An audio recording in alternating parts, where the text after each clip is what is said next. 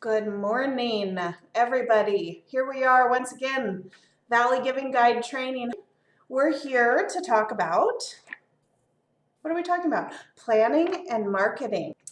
So a little housekeeping before we get started. As usual, we're recording this meeting. We'll share it out with everybody, everybody who is here now and everybody who is not here but is on the list. So you can review it if there's something that you think of, oh, I remember that Greer said something about that. You can review back and watch me present all over again. It's so fun and exciting. Everybody's muted. I think you're all used to that by now. Please, if you have questions, you can throw them into the chat as we go along. And like we usually do, we leave plenty of time at the end for questions where you can come off mute and ask directly to either me or Liz or Jim or Thon. We're all here to try to provide answers. And Jennifer. Sorry, Jennifer. She has a lot of answers too. Okay, reminders about our event. I know that I don't need to remind you all since you all are the ones who are here, but we will get out of this event what we put into it. So every single one of you, the excitement that you generate with your donors is what will make this successful. So thank you for being here and sharing your excitement with us. And we get to share our excitement with you. So thank you. This is an online giving event. We are driving our donors online. Online. Thon has worked really hard and we have worked really hard to make this a safe and secure site for every donor. It's confidential and it can be anonymous if donors prefer that. The information will not be shared with anybody except the organization they choose to donate to, and even that can be limited if they choose to be anonymous. We will be able to see the information, but we do not share any of the information with anybody without express permission from any of the donors. So it's very safe and secure. There are no fees to do online donations. We're covering all of the software fees and we're covering all of the credit card processing fees. We will be charging a 3% offline admin fee for checks that get brought to us. Some donors don't mind that. Some donors will add that 3% on so that they can preserve the amount that they want to send to their organization. But please share that with them as a disincentive for checks. We are able to do additional kinds of gift processing, so RMDs or appreciated stocks, real estate. Those are things that we can do internally. We just need a heads up and we can connect the donor with Joan and we'll make that happen. Then we're shooting for a goal of, does anyone remember? This should be a trivia question for a prize. A collective goal of $1 million raised by December 31st. I see you, Jim. $1 million, people. I'm verbalizing the goal. I'm putting it out there. $1 million. We can totally do it. Easy peasy. And then last but not least, our launch date is, this should also be a trivia question, November 30th. That's when donors can start giving. Please don't bring us checks now. We'll take them. We'll charge you the admin fee. We're not going to say no, but let's keep our donors, focused on the last month of the year. So November 30th to December 31st. Okay, I'm done lecturing. Sorry, I feel like that was really long. Now let's introduce our friend and colleague, Liz McClure. She is going to give us a quick rundown of some really fun information that she's put together for us about the Valley Giving Guide. Thank you, Greer. Her introduction is a little vague today because I'm kind of covering a couple of different bases and it's a little hard to describe. But first, I want to touch base on something that will become very important to all of you once the event is live, and that's where to find your list of donors. So pretty much the #1 reason why we chose to change software this year is to make it easier for folks to be able to access their donor list at any time in real time and see who's been donating and how much. So I'll give you a quick walkthrough here. Oh, Greer, it's not letting me share. There we go. Let me find the right screen here. Okay, so imagine that it is now November 30th. You're really curious to see how many donations you've received so far. You'll log into your login page at valleyGivingGuide.org. You're on your dashboard and you'll go right here to this wonderful donations link. So right now there's nothing to see, but once those donations start coming in, you'll see the donor, you'll see the amount, you'll see when it happened, and you'll be able to download those. So you have the live update toggle as well. If for some reason you don't want to see live, you can toggle that off. But you can download that. You can use it as a mail merge template for thank yous, or really the sky's the limit on what you can do with it. But it will have all of your information. If you want to look for a specific donor, there's a search bar you can use. So this is really easy to navigate to, and it will have everything that you need, and you can access it yourself at any point. If you have other users at your organization that will need to access it, but you haven't added them into the system yet, you can create a login for them by going down to this users tab. So this is where you can put in their email and they'll get an invitation. And so they can log in with their own login information. You don't have to share any of yours, and they'll still be able to access that report. So if you have a finance person or a treasurer or somebody else who needs to be able to view that information, you can just set them up yourself and they can check in on that anytime that they want throughout the event. So it's a really, really great feature of this software that we just want to highlight. So you don't have to ask us, you don't have to wait until the end. You can view that whenever you choose to. Let's see, there's a chat. It will include donor addresses as well, unless they're marked anonymous, and then you'll just see anonymous, but that's the donor's choice. So everything that you need to contact them to say thank you will be included there. So now switching gears, let me stop sharing here. And I'm going to talk about hero images. So that has been a huge pain point for a lot of people and a lot of organizations of just trying to get that hero image banner picture on their page to look the way they want it to look. So we hear you, we totally get it. It's not the easiest thing, and it takes a little bit of trial and error. So I wanted to kind of talk about a couple of different approaches that you can take to creating that hero image and show some examples of folks who have done the trial and error and gotten their page the way they want it to look. And then I've also created a couple of templates that you can use to help make it a little bit easier and cut down on how much trial and error you need to do. So first, I'm going to share my screen again, and we'll walk through some examples of the different options that you have for making that hero image work. So the first example I have is the Coral Society. So they've chosen to use 3 images as their hero image. So they put them all into one picture so that the main picture is focused on the center. And then if the ones on the outside get cropped due to screen size, it doesn't impact the overall feeling of the image. So I guess I should back up a little bit and say that it's utilizing responsive design. So what that means is that no matter what screen size you have, if it's a tablet or a phone or a computer or a laptop, it's going to resize so that the picture doesn't get completely cut off. So if I shrink my screen here, you can see that the image will adjust. So that's why it's doing kind of crazy things with the images that you upload. So it focuses primarily on that center area, the center third of the picture, and it kind of cuts off anything else that doesn't fit. So when you're designing your hero image, we really highly suggest you focus on the very, very middle of your image. And that's the part that will be front and center on your page. So you can use 3 images, that seems to work really well.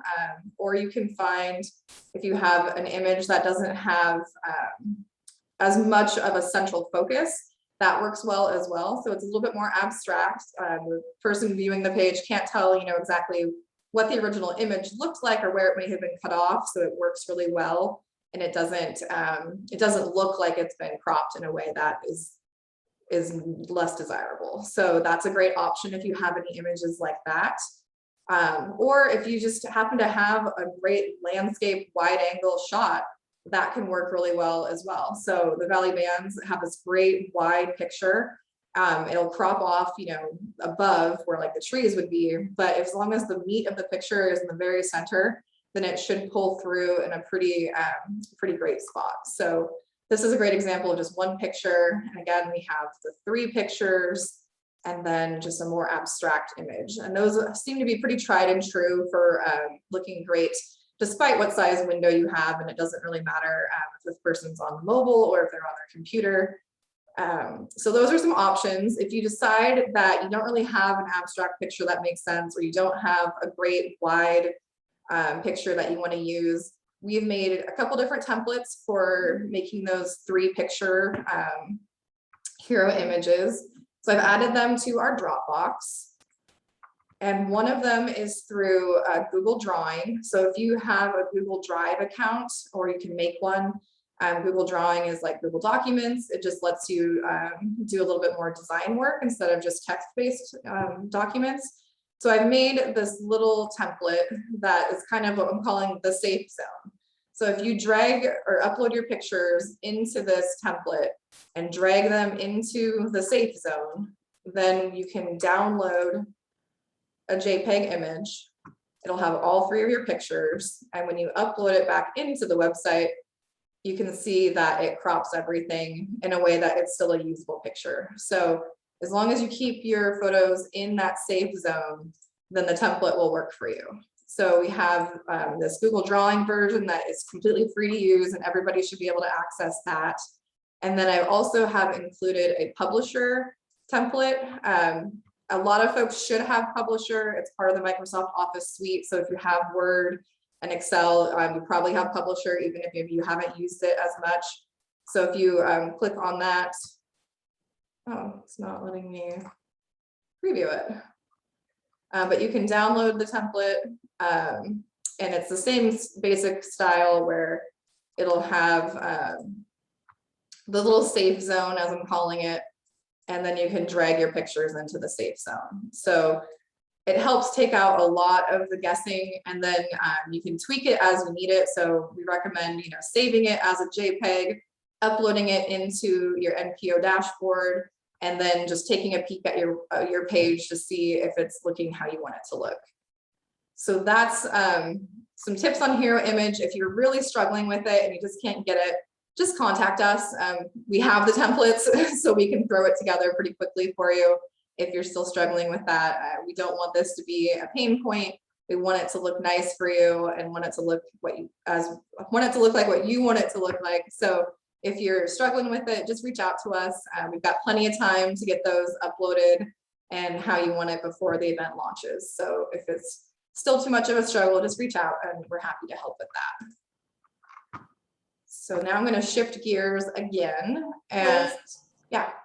Before you shift gears, there's a question about are there better types of photos, like people versus scenery? Do you want to speak to that a little bit? It really can depend, especially just based on what kind of organization you have. But I think in general, pictures of people are going to tug at people's heartstrings more than a picture of scenery. So, if you want to tug at people's heartstrings, tug at their wallet strings, those pictures of people really help.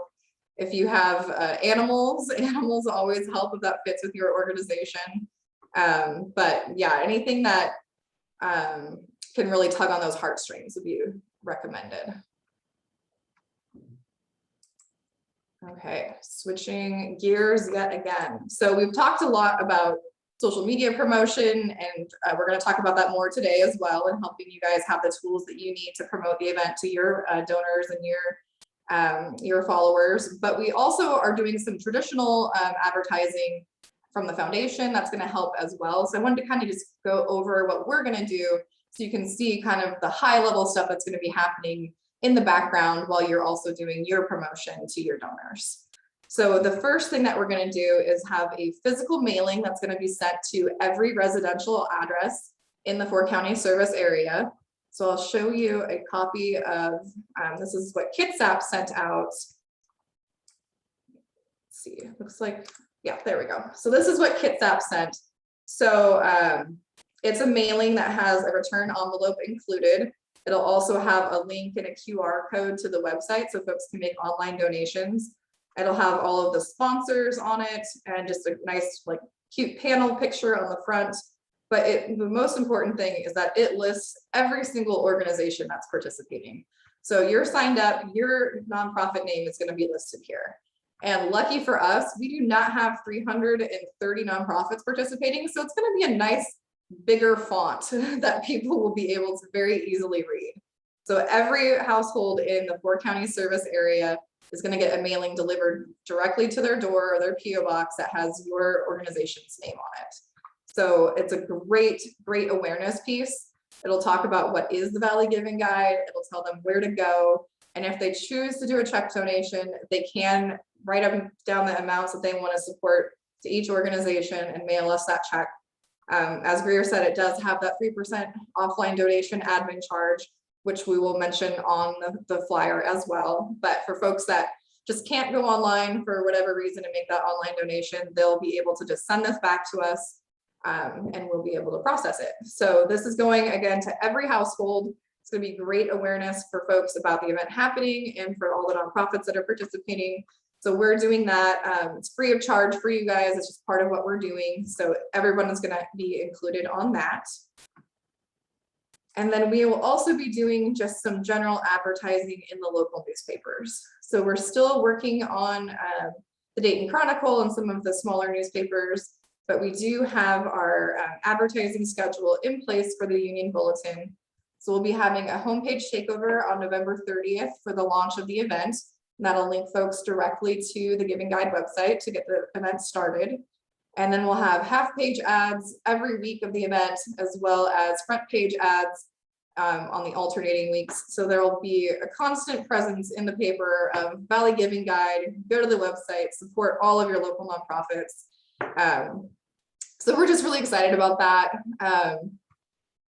There's a question. I don't have the exact count on the number of residences, but it's somewhere in the like 60,000 range, if I remember correctly. So it's everywhere, Pendleton to Pomeroy and everything in between. All the zip codes are going to be included in that. So it's just a really great opportunity for your name to be in front of thousands and thousands of people who maybe haven't even heard of you before. So that's something that we're really excited about. We can't wait to get this started. And so it takes some of the pressure off. You don't have to worry about buying expensive ads because we're going to be doing that for you. And you can really focus on promoting the event for your organization. You don't have to focus quite as much on promoting the event itself. Although, of course, we do encourage everybody to do that as well. So that's just kind of a quick overview of what we're going to be doing. We're still finalizing some marketing materials, and those are going to be designed in a way where you can just plunk your logo onto it if you'd like. There'll be flyers and postcards and things like that. So I'm hoping to have all of that launching by the end of the week, and it'll all be in the Dropbox, but we'll include that information in Greer's weekly newsletter as well. So once that's ready, we'll be blasting that out to you all. So keep your eyes peeled. If you need some help with those marketing materials, we'll have those templates for you. And I think that covers my hodgepodge of information.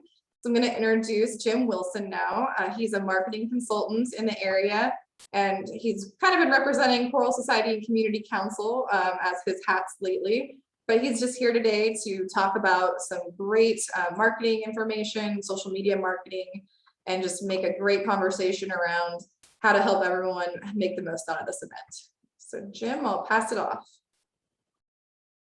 Hello, everybody. Can you hear me okay? Yes. Okay, great. Great to see everybody. I'm going to share a couple of slides and really some thoughts. But before I do, or as I'm getting set up, I want to just give my personal shout out of recognition to to the group here, to the Blue Mountain Community Foundation, and to Greer and Liz, Jennifer. I mean, what's being done here is extraordinary.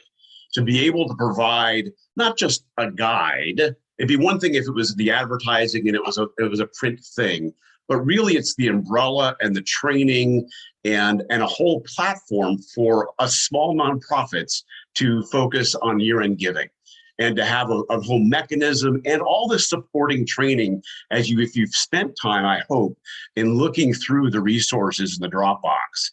They are really extraordinary. I'm going to highlight again the resource link, but if you just look at that resources page, those 3 or 4 pages and links at the end, that in and of itself, whether you're a board member or a one-person nonprofit, an executive director, or with a small staff, and I know many of you I see on this call, this is a phenomenal thing. And I've had the opportunity to be a one-person development director for a small nonprofit.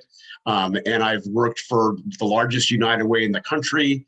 And I've been on marketing sides and on the corporate side as well. And I think what's being offered here, and all of us are getting a chance to connect with, is a pretty extraordinary gift that we're getting. So again, thank you all for the Blue Mountain Community Foundation for the vision and the resources in this. I think this is phenomenal.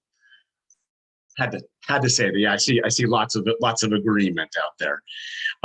So what I am sharing here is, this is all well and good. So having the listing is great.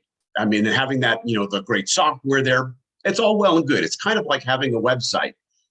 So what? If people don't know it's there, they're not just going to magically, because you have a website or you have a giving page, it doesn't mean all of a sudden that money is going to start coming in.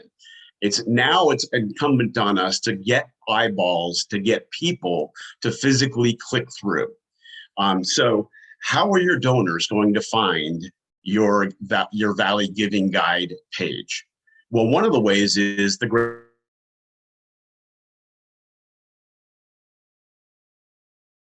air cover we're getting. We're getting a costly thing for a nonprofit to take on, and it's being done for us.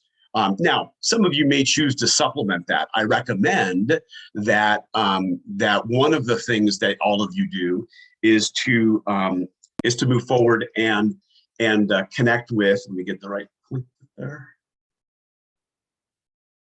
Is to also connect with email. So there's a lot of ways that people are connecting and finding out, but it's going to print things coming from the foundation. Most of this is going to be digital, right? And today, most of digital is on our devices.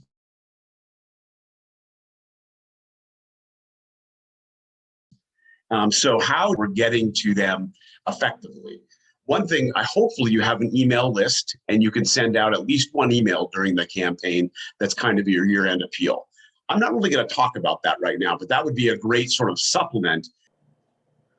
We'll see if we can get him back on here. In the meantime, Liz, why don't you circle back and talk about the insert that we're doing? Yeah, I completely forgot. We're still going to do the newspaper insert. So it'll be just like last year's. There's a copy of last year's in the Dropbox as well. Let me pull that up here really quick.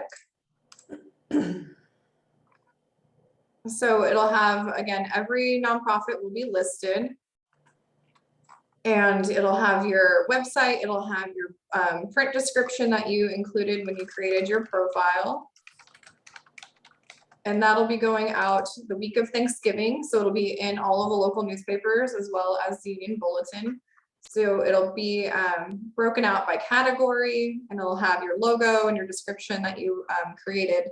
So everyone who subscribes to the newspaper or buys it during those weeks will be getting this insert. And that will be a great way to spread awareness as well. We'll be putting in tons of pictures. So if you have any that you want to have us include, definitely send them our way. And this will be coming out just as the event starts to drive folks to the Valley Giving Guide website. So again, it'll have tons of pictures. We're always looking for more. Send them our way. And this will be going out to all of the newspaper subscribers. Back with us, Jim? Please, so can you hear me? We can. Hi.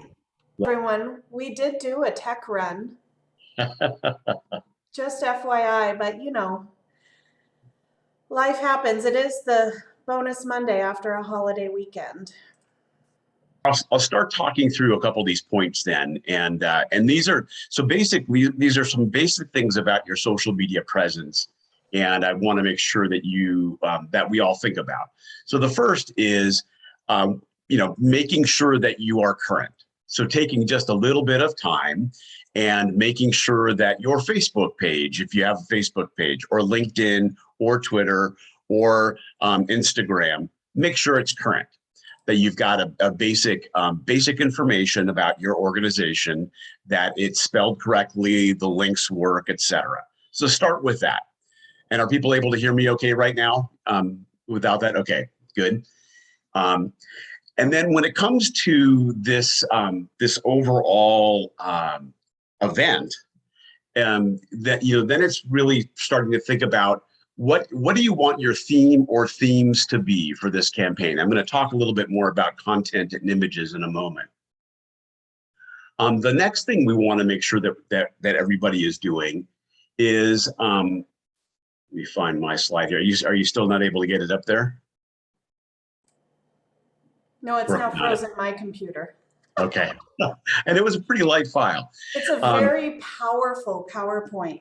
It is. It's actually fairly light images, so I'm surprised it's clogging things up. So the next thing you want to make sure that you do is you think about that campaign. Again, you want a good creative theme or themes, and you want to consider using a hashtag. The reason why you would want to use a hashtag is actually by using hashtags and using images, especially video, is something that Facebook likes and will increase your visibility in terms of the algorithm. You always hear about the algorithm for Facebook. And when you use hashtags and video and have kind of optimal content, that actually increases. And it actually is the same true of your website. That's part of the search engine optimization for your website, as well as if you're doing some of those kinds of things. The next thing you want to make sure that you do with your pages, just like that Liz showed you with your Valley Giving Guide site, is check it for different screen sizes. Again, most people will be looking at it through their, looking at Facebook and social media on their smartphones. The majority will likely be there. So, we can design something nice and pretty on our desktop, but you want to make sure that it looks great on the mobile experience. And the way you do that, Liz showed you, but if you don't know how to do it, just on your screen, you can shrink and change the size of your page just by grabbing the corner and just simply dragging it to be skinnier like your mobile device would be.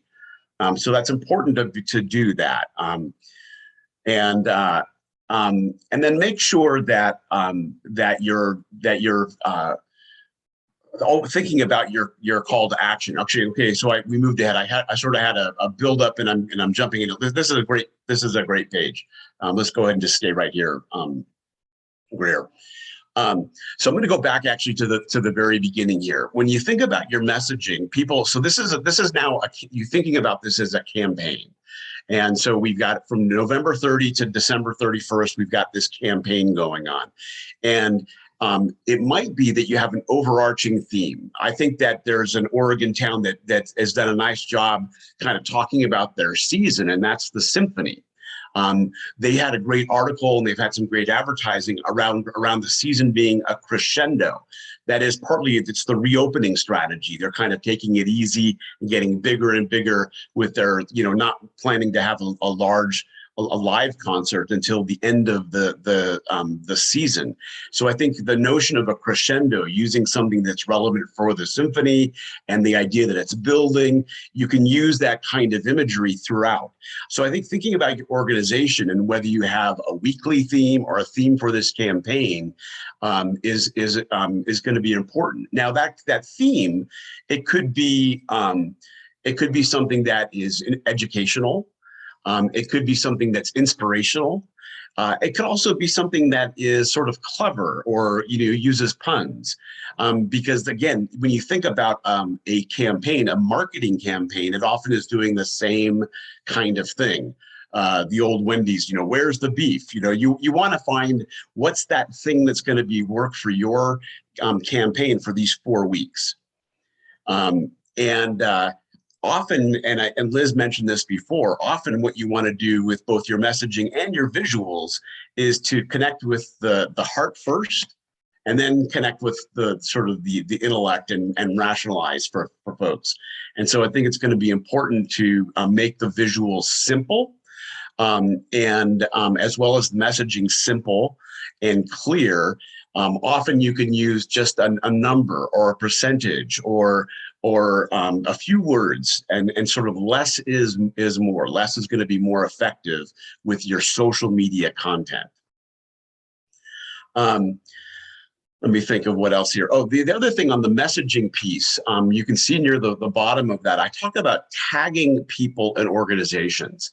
So one of the simple ideas about social is it works. Again, it's kind of like your website. Only people that are following your website are gonna connect with you. So hopefully you can use this campaign as a way to get more followers. Make sure you remind people, please follow our page.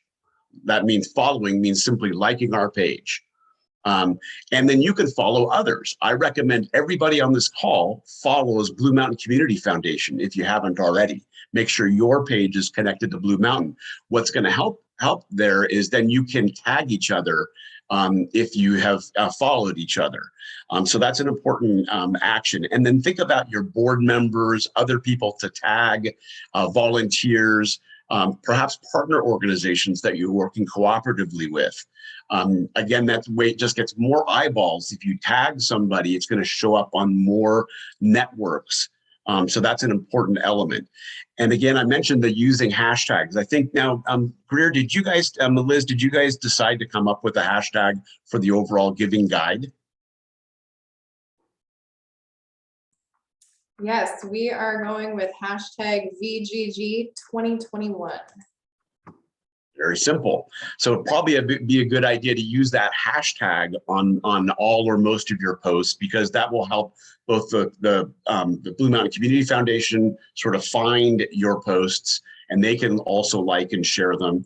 And it will be a way to be more discoverable. You may want to have one for your organization as well.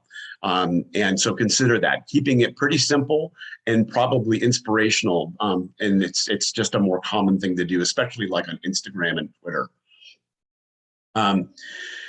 Let's see. On the last part of this slide, I want to make sure that you really do. Some of it will be just informational, but you want to make sure that you're really getting them to do something. So it could be you're sharing information, but you always want to say, please like this post, share this post, comment this post on this post. And ultimately, what we're trying to do is you want to make sure you're asking for money. That's the fundraising 101, right? Is people are only going to give if you ask them. And so it says, please contribute, please donate today, click here.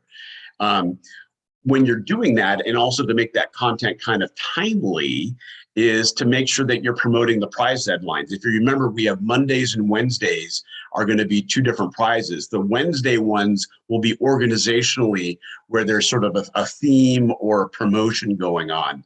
And you might want to make sure you look at that prize calendar and amplify that. And then on Mondays, it'll just be that there's going to be sort of these bonuses that'll be a little bit more random based on the donor rather than the organization.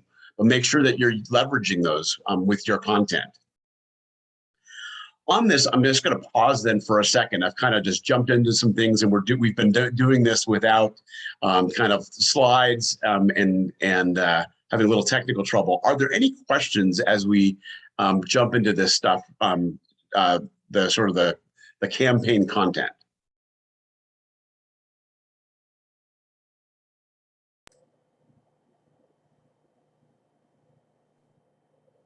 All right. I'm going to then go ahead and to the next slide. I want to just remind some general tips.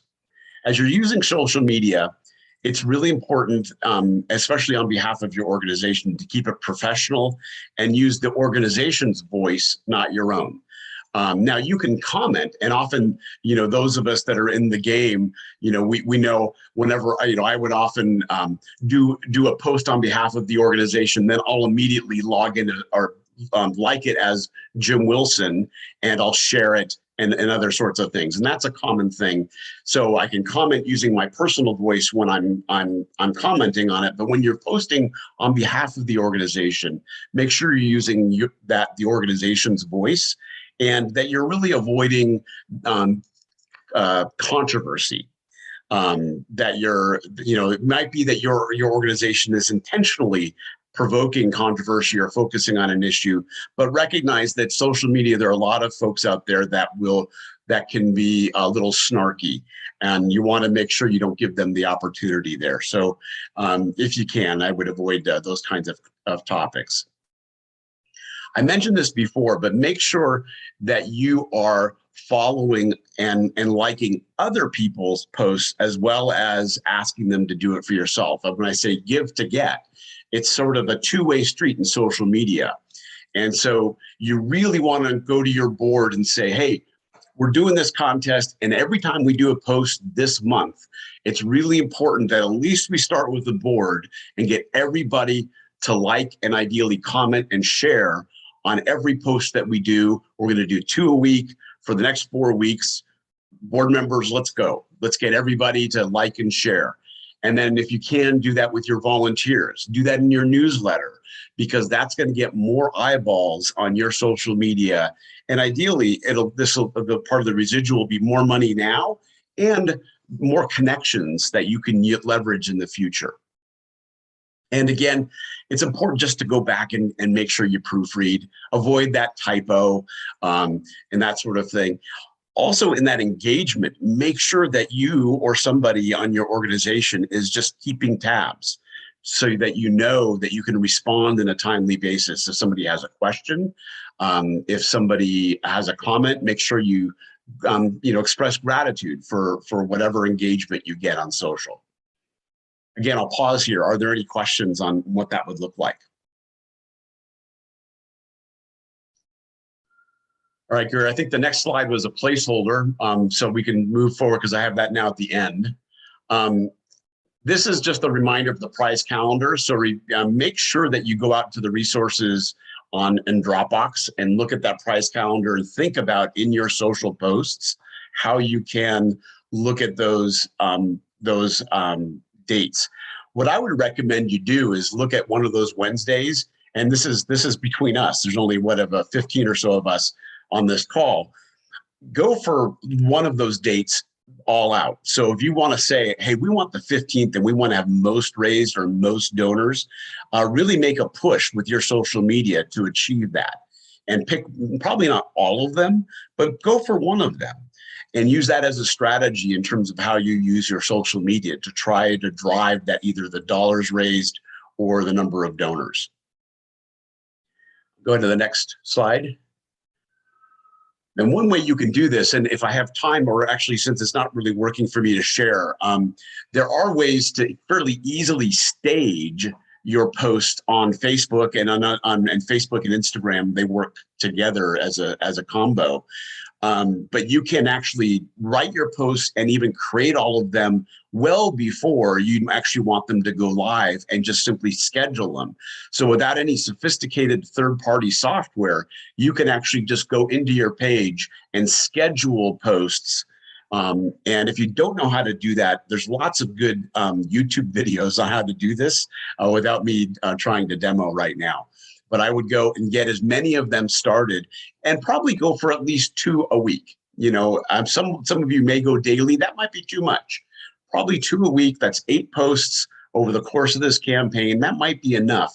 If you're using something like Twitter, it's got to be more frequent than that. But I think most of us are on Facebook. A few are on Instagram.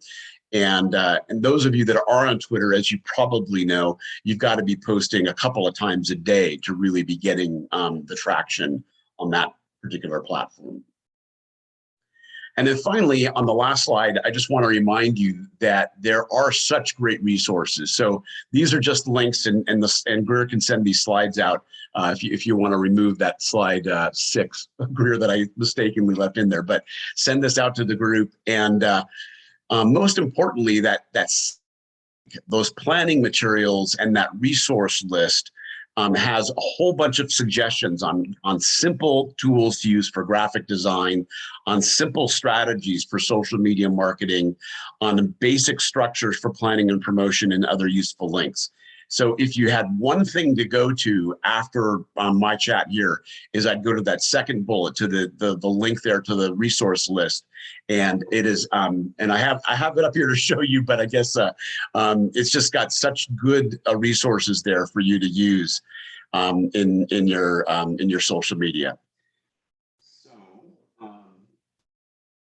that's it, and a little bit improvised there, but I hope that kind of gives you that high level overview of how you can use your social media to drive traffic to your Valley Giving Guide page, and really begin to be kind of learn how you can create and execute a campaign for your organization, not just in December, but maybe find other points, one or two other times during the year when it makes sense for your organization to use some of these same strategies and techniques, and use this as a building block for your social strategy. Any questions? I'm going to jump in really quickly and just say, it sounds like a lot, but we're here to help. So if everything that Jim just said made you go, ooh, I'm never going to do that, like, come to office hours this Friday and let's talk it through in a little more detail, and we can share your screen. I can take a look. I can help you figure out how to follow. So you can go to Blue Mountain Community Foundation and follow us. I can help with that. I will wear my patient's hat on Friday, so do not worry. We can get it done. But Jim is a huge resource, and he really, I know he makes it sound super easy, and like he doesn't really have to worry about it too much, and he doesn't. But we can all do this, or some level of this. And if you have questions, you're welcome to ask them now. Don't be intimidated. You just watched us have technological difficulties. It happens to everybody. So you're welcome to ask now, or we can talk about it on Friday.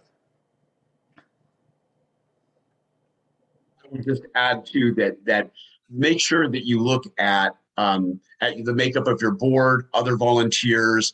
This is one of those things where, some of us, and even on a couple of boards that I've served on, people don't use Facebook regularly, right? So how can you do this if this isn't a place that you are regularly working, or kind of a habit for you? So find somebody who's a fan. It's a great place to get a volunteer to engage with your organization and feel like they're doing something meaningful. That might mean that you're setting them up, and showing them a few of these resources. But I think for a lot of folks, this is a pretty easy skill. And I know for many of you, it's a brand new skill. And I'll support as much as I can. I'm already helping a couple of organizations, but I recognize a few of you on this call, and be sure to reach out to me if I can help you personally as well. And there was some conversation about enlisting high school students. Liz knew I was Still coming at working her. on it. Hopefully we'll have success with that, and we can hook you guys up with some very savvy social media users.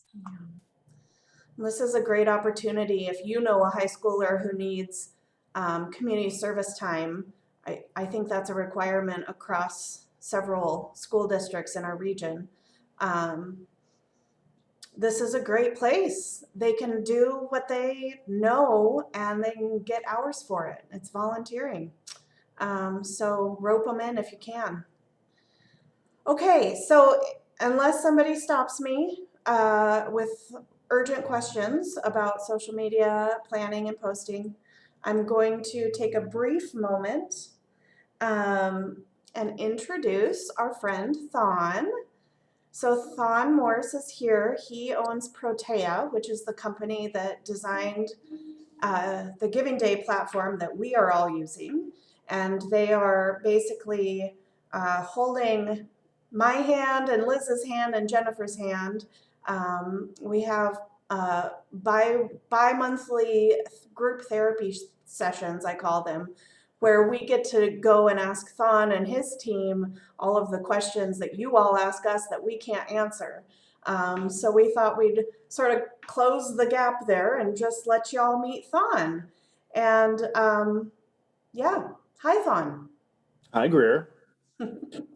I want Welcome. to thank you. I want to echo Jim. I think for everybody on the call, for every minute that they see you and Liz on screen, you're probably doing 20 hours of work somewhere else. So thank you. You are the guys that make this go. We're just providing the tech.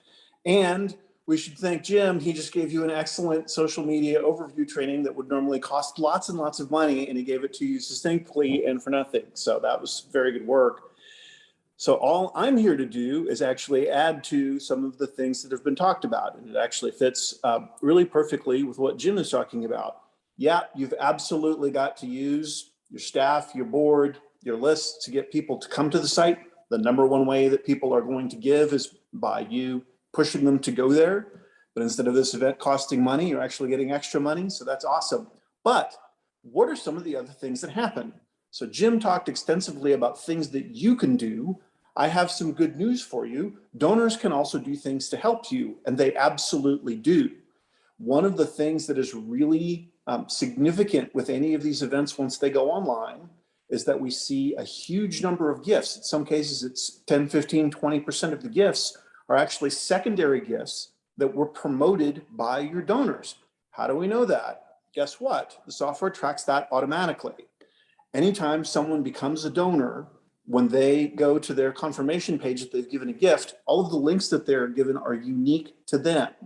So if Greer gives a gift and shares from the page after she's succeeded in giving her gift, we can track all the people that come back through Greer's promotion on social media. So if she sends out an email, if she sends out a tweet, if she posts something on Facebook, and that results in another gift coming in, we know that that often brand new donor is someone that was promoted by Greer. You'll be able to see that when you log in and look at any of the gifts. We'll show you who promoted it. And again, it'll be a significant number of the gifts that you get will be promoted. So just like Jim talked you through all the things that you can do, your donors are going to be doing some of those things, and you'll actually be able to track and see that. And the best part about that is that you don't really have to do anything for this to happen, right? Everyone gets a follow-up confirmation page. Everyone gets a follow-up email that has their unique links in them.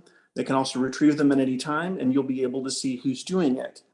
So one of the other things that you might put on your list of things to do going into this is you might think about giving a small gift to yourself so that you can get your own promotional links and see what your personal activity does. You can encourage board members to do the same thing. Volunteers who might not normally give a gift because they don't have as much money, or high school friends who might normally not give a gift, have them give $5 and then become a promoter for you. It's another thing that consistently surprises me with these events is that the people who are the biggest promoters are almost never the largest donors, right? So the lawyer that you have in town who's a really good friend of your organization will probably give a significant gift, and you'll be very glad to see that. But it's somebody who's going to give $20 or $30 or $50 that's going to end up doing a lot of promotional work for you and bring in a lot of other donors. So that, again, I would encourage your own staff and the own people that are close to you to give that first gift, get their own promoter link, and then you'll be able to see what their activity does. It's a great way to keep track of that stuff. The other thing that you will see a lot is I encourage you to watch over the days as the event happens and start tracking who it is that's doing a lot of promoting for you. That might be somebody that you want to reach out to. Maybe you'll know who they are, maybe you won't, but you'll want to know. Somebody who's brought in 10 gifts for you, you'll probably want to know who they are. But like I said, you'll see a lot of people doing a lot of really concentrated fundraising on your behalf. And it's very fun to watch while the event is happening. But then getting back to, how you're going to win those prizes, promoters are really going to help you win those prizes on those days. So they're going to help you get most donors. They're going to help you get new donors because they're going to bring in people that you don't already know. That's another wonderful thing that happens with this. And I think that's a little bit of a segue to the other thing that I wanted to touch on just briefly, is that this is a giving event, right? People that normally donate to you through your own website, the people that come to your events, other things like that, those are people that you know, those are people that want to have a long relationship with you. This is an event. We've talked extensively about how this will be promoted in the paper. This will be promoted in mailings. This will be promoted in ways that are unique to an event. Well, what does that mean? That means that you will see some new donors and you don't know where they came from or why they're there in some cases, right? Even though a lot of donors will be ones that you know, but you will see things like people that are promoted by other things. That's a friend gift, right? Liz posted something on Facebook, Greer gave. Greer is really in a way sort of supporting Liz. And so it's when you think about how you develop those people later, it's important to recognize that that's where that relationship came from, right? Just like if somebody, a board member, introduced you to a donor, you'll want to remember that connection. You'll want to remember that that connection was there. You'll see some other things, again, around this being an event that may be a little unusual compared to normal giving. You will see many more people giving in memorial or tribute to someone else than probably normally do during a regular giving period. When there's an event like this, people want to give that gift. They want that to show up on a leaderboard. They want that information to come to you, right? But that's a special kind of gift. And again, I encourage you to recognize that as you follow up with those people. You will also see some things that you probably don't see maybe at all frequently, or at least frequently. A lot of people come to these events, a lot of donors come to these events and give to many organizations at once. So they'll come in and they'll donate $5,000 and they'll give $500 to each of 10 organizations.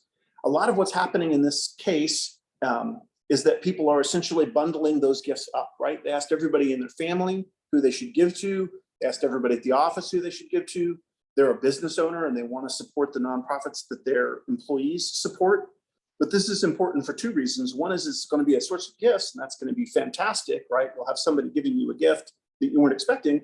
But the other thing, just like some of these other examples, some of these gifts will be gifts where the donor's not really the donor, if you follow me, right? When Liz gives because Greer asked her, that doesn't mean that Greer's super charged up about your organization. It just means she's supporting a friend. And some of the same things can happen here, where if you're getting an unexpected gift from a business owner, she might be giving that because an employee asked her to, or she asked the employee who they should give to support during this day. So they might not be a typical donor profile from what you see normally on day-to-day giving. I think I had maybe one more thing. Oh yeah, we had talked earlier about anonymity. Technically, what anonymity does is it stops someone's name from rolling up on leaderboards and gift boards and things like that, right? There are plenty of good reasons why somebody might not want to be listed on the site. If you're in the support community or the recovery community, there may be people who've been served who are now giving who don't necessarily want to show up on those leaderboards. But I think I'll just sort of support what Greer and Liz have told you about this. Be careful with this. I've given a whole bunch of other examples of where you might be giving gifts that are from non-typical donors. Donors that tick anonymous should be someone that you should also treat as a non-typical donor. There's some reason that they ticked anonymous.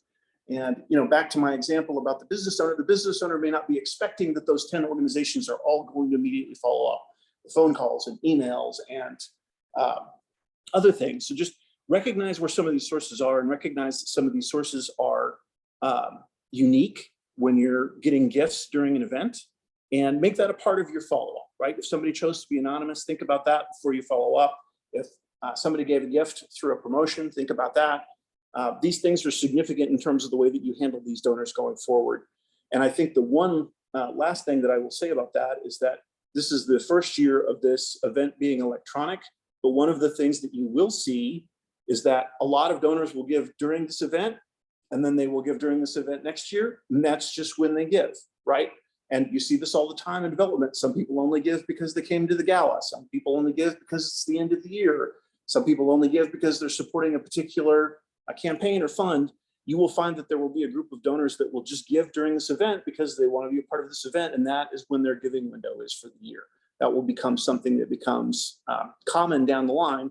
But again, think about that from a development standpoint. If 3 years from now you see a pattern where Thon only gives during the Valley Giving Guide month, that's probably just what my profile is. I'm probably not going to come to your spring gala. Maybe that, maybe that's the place where I participate with you.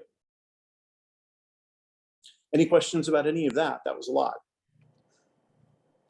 Thanks, Thon. Thanks, Greer. So I'm gonna hopefully open this up for any questions, comments, thoughts, anxieties, fears. Has panic set in? Are we really excited?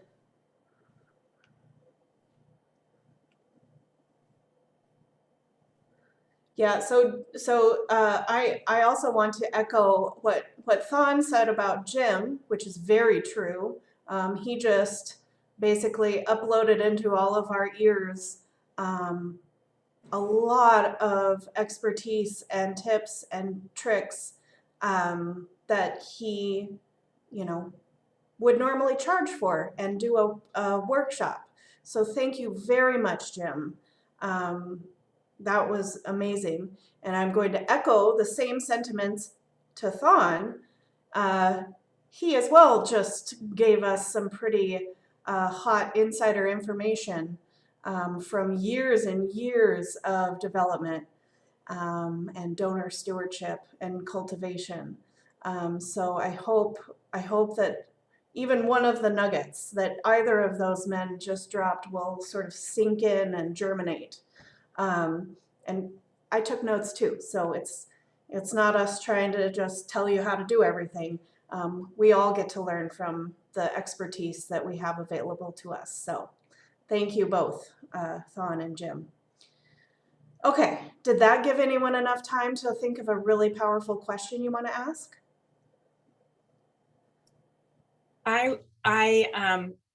They wouldn't know because they weren't on the first one, but I am the one that was social media phobia, have never been on it. And I did get a board member who does Facebook, who's going to help me with that.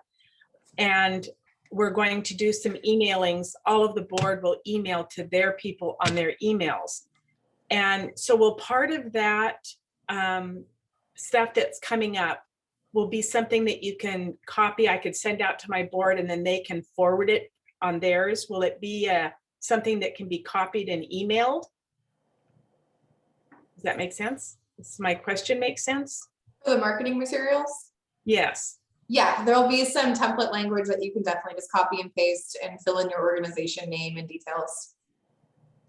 What I meant to, how you wanted the link, you want them to be able to reach the link while they're on their social media, whether it's on a email or Facebook or whatever they use. And I've got a daughter who does Instagram. I'm going to bug her. And I've got another daughter who does Facebook. I just don't ever do it. And neither does the rest of my family. But will it be something that they'll be able to hook into the Valley Giving Guide and find us easily just by the name? Or will it be a link specific to my site on the Valley Giving Guide? You see what I mean? Yeah, so you have both options. So you can use a link directly to your page, which is what we'd recommend, or you can just use the general valleygivingguide.org. And then once they're on the page, they can search for you. And that's something, Jeannie, that we can help with. We can get you your exact link. You have access to it inside your admin profile on the page, but I can send it to you as well and help you with that. We can help you get it into your materials.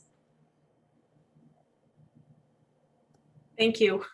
You're welcome. And Carmen, I see your question in the chat. The match is not dollar for dollar.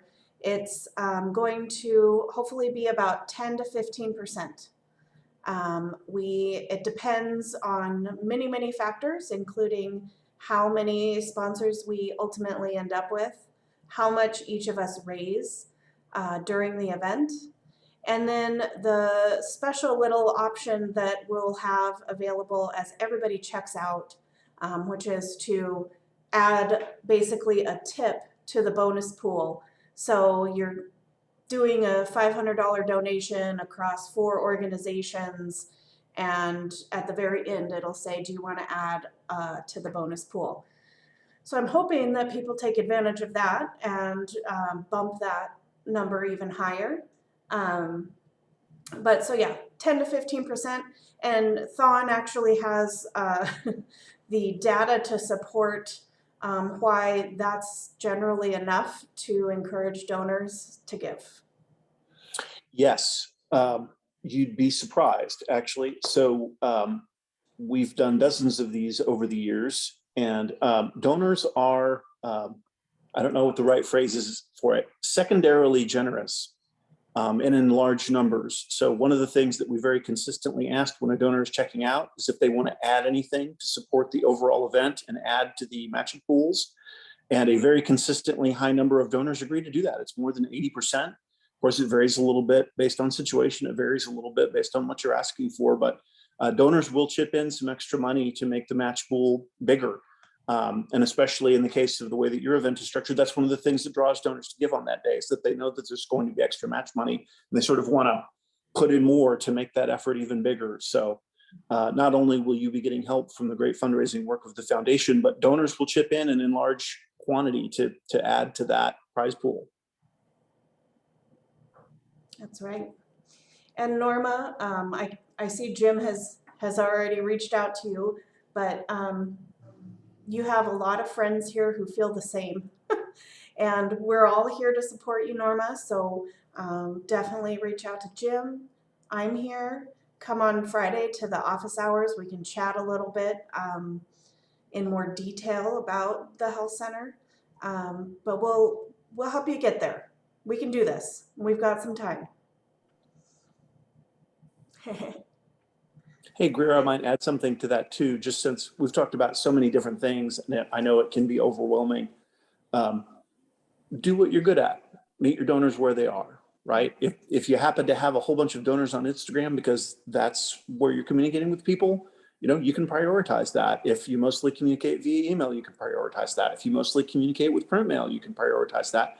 It's perfectly fine to meet the donors where they are. Of course, you're going to meet new donors in new places when you reach out, but it's also okay to just do what you're good at. That's what's most important. That's a really, really valuable point. Thanks, Son. I'm not seeing any other questions in the chat. Does anybody else have any live on-air questions?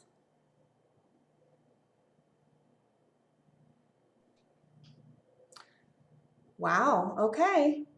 Well, we've answered everything. How exciting.